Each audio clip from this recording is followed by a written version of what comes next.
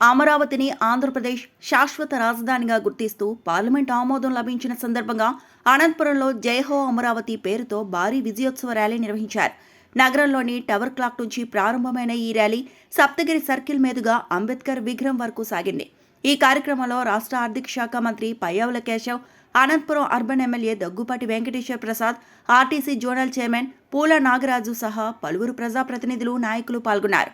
ఈ సందర్భంగా మంత్రి పయ్యావుల కేశవ్ మాట్లాడుతూ అమరావతి రాష్ట్ర ప్రజలందరికీ చెందిన రాజధాని అని పేర్కొన్నారు.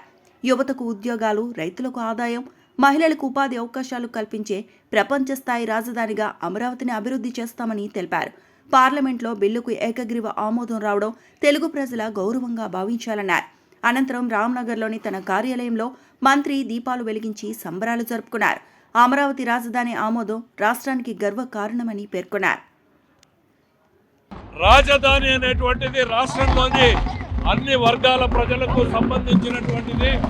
రాష్ట్రంలోని యువకులు ఉద్యోగ ఉపాధి అవకాశాలు కల్పించే ప్రాంతంగా అమరావతిని రూపొందించడం కోసమే చంద్రబాబు నాయుడు గారు ప్రయత్నం చేస్తున్నారు. చదువుకునేటువంటి విద్యార్థులకి ఓ అవకాశం కల్పించే ప్రాంతం, చదువుకున్నటువంటి వాళ్ళకి ఉద్యోగాలు కల్పించేటువంటి అవకాశం, చేతి వృత్తులు, చేతిని నమ్ముకున్నటువంటి వారికి ఉపాధి అవకాశాలు కల్పించేటువంటి ప్రాంతం.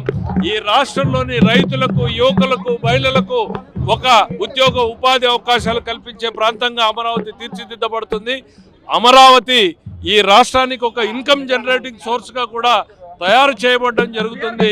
ఈరోజు ఆంధ్రప్రదేశ్ ప్రజలు గర్వించదగినటువంటి రోజు.